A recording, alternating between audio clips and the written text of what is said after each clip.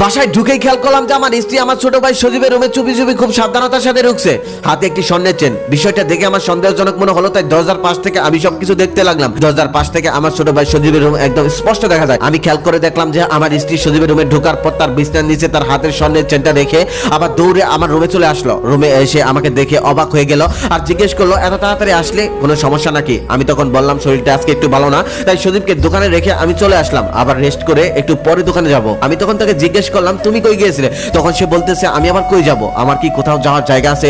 আমি কাজ করছিলাম, রান্নাঘরে কত কাজ পড়ে আছে। তোমার ছোট ভাই একটা ফকিনীর মেয়েকে বিয়ে করে এনেছে, সে কোনো কাজ করে না, দেখো গিয়ে ছাদে বসে আছে, আর সমস্ত কাজ আমার একাই করতে হয়। আমার দেবর যে এটাকে কি দেখে ভালোবেসে বিয়ে করে আনলো আমি বুঝতেই পারছি না। প্রেমের ফাঁদে ফেলে আমার দেবরের মাথাটা গেছে, কবে যে ওই ফকিনীর মেয়েটা আমাদের সমস্ত সম্পদ নিয়ে পালিয়ে যায় এই ভয়ে থাকি আমি সব সময়। ততক্ষণে আমার বোঝার বাকি রইল না যে আমার ছোট ভাইয়ের বউকে ফাঁসানোর জন্য আমার স্ত্রী এমনটা করছে, আর ওর এমনটা করার কারণ হলো ওর চাচাতো বোনকে দিয়ে সজীবের বউ বানাতে চেয়েছিল, কিন্তু সজীব এই মেয়েটাকে ভালোবাসতো বলে এই মেয়েটাকেই পালিয়ে বিয়ে করেছে। আমরা রাজি ছিলাম না। বাবা মারা যাওয়ার পর ওকে আমি আমার সন্তানের মতোই বড় করেছি, তবে পালিয়ে বিয়ে করাতে আমার অনেকটা কষ্ট লেগেছিল। তবে এই মেয়েটা বাড়িতে আসার পর এর আচরণ আর ব্যবহারে অনেকটা কষ্ট ঘুচে গেছে। এখন আর আমার কোনো অভিযোগ নেই। আমার মনে হয় সজীব ভালোই করেছে, মেয়েটা অত্যন্ত ভালো, সুন্দরী, শুধু ফ্যামিলি একটু গরিব। আমি মেয়েটাকে মন থেকে মেনে নিয়েছি, কিন্তু আমার স্ত্রী কিছুতেই মেনে নিতে পারেনি।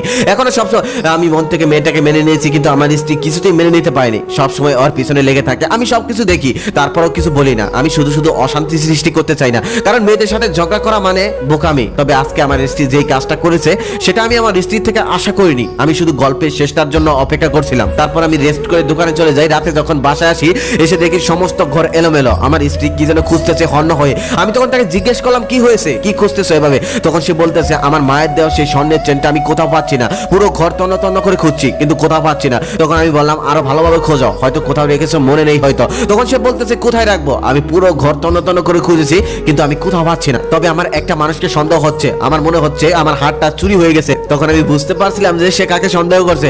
আমি শুধু গল্পের শেষটা দেখার জন্য অপেক্ষায় ছিলাম আর বললাম, ভালো করে খোঁজো, আমাদের বাড়িতে তো বাহির থেকে কেউ আসে না, কে চুরি করবে? তখন আমার স্ত্রী বলতেছে, বাইরের চোর নয়, আমাদের ঘরেই চোর আছে। সজীবের বউকে আমার তেমন একটা বিশ্বাস হয় না। আমার মনে হয় কাজটা ওই করেছে, তা না হলে কে করবে? আমাদের বাড়িতে তো বাহির থেকে কোনো মানুষ আসে না। তখন আমি বললাম, কাউকে না দেখে এমন ভাবে বলা ঠিক না। তখন সে বলতেছে, সবসময় ছোট ভাইয়ের পক্ষ নাও, কয়েকদিন ধরে খেয়াল করে দেখছি আমার থেকে ছোট ভাইয়ের বউটাকে বেশি আপন মনে হচ্ছে তোমার। তখন আমি কিছুই বললাম না, আমি শুধু গল্পের শেষটার জন্য অপেক্ষায় রইলাম। তারপর রাতে খাবার টেবিলে আমার স্ত্রী সজীবকে বলল, সজীব তোর সাথে আমার একটা কথা আছে। সজীব বলল, কি কথা? তখন আমার স্ত্রী বলতেছে, তুই বিয়ে করার আনার পর থেকে আমার ঘর থেকে এটা ওটা হারিয়ে যাচ্ছে, ছোট জিনিসটাই আমি কখনোই কাউকে কিছু বলিনি। তবে আজকে আমার মায়ের দেওয়া সেই স্বর্ণের চেনটা পাচ্ছি না। আমার মনে হচ্ছে তোর স্ত্রী এটা নিয়েছে। আমি সবকিছু শুনছিলাম চুপ করে, কোনো কথা বলছিলাম না। সজীব তখন বলল, কি বলো ভাবি, আমার স্ত্রী তো এমন না। আমার স্ত্রী তখন বলতেছে, সাদা চামড়ার প্রেমে পড়ে তুই অন্ধ হয়ে গেছিস, তোকে বলে কোনো লাভ নেই। এতদিন যা হারিয়েছে ছোটখাটো জিনিসটা আমি খুঁজিনি, তবে এটা আমার মায়ের দেওয়া স্বর্ণের চেন, এটা আমার খুঁজতেই হবে। আমি পুরো ঘর তন্ন তন্ন করে খুঁজবো তোদের। এই বলে আমার স্ত্রী দৌড়ে সজীবের রুমে চলে গিয়ে এদিক সেদিক খোঁজাখুঁজি করতে লাগলো। আমার স্ত্রীর অভিনয় দেখে আমি হতবাক হচ্ছিলাম, অবাক হচ্ছিলাম। এক পর্যায়ে বিছানার চাদর উঠালো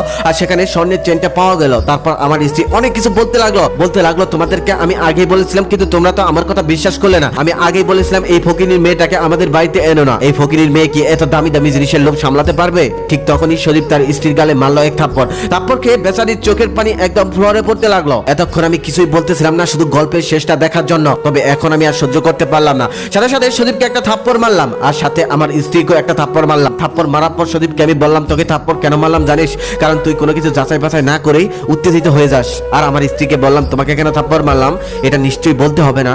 তারপর আমি পুরো ঘটনা খুলে বললাম আর বললাম, আজকে আমার সত্যি লজ্জা হচ্ছে বড় লোকের একটা হিংসুটে মেয়েকে বিয়ে করার জন্য। আমিও যদি সজীবের মতো দরিদ্র পরিবারের একটা মেয়েকে বিয়ে করতাম তাহলে হয়তো আজকে এমনটা দেখতে হতো না। একটা ভাইকে কতটা ভালোবাসে জানেন? বাবার পরে যদি কেউ একটা ছেলেকে ভালোবেসে থাকে সেটা হলো ভাই। তবে আজকাল আমাদের সমাজে এই মেয়েদের জন্য ভাই শত্রুতা। এই গল্পে না হয় সত্যিটা জানা গেছে, তবে আমাদের দেশে এরকম হাজার গল্প আছে যে গল্পের কারণে ভাই শত্রুতা তৈরি হয়, রক্তের সম্পর্ক ছিন্ন হয়ে যায়। যেই ভাই তার ছোট ভাইকে কোলে পিঠে করে মানুষ করে, সেই ছোট ভাইও একদিন বড় ভাইকে আঘাত করে।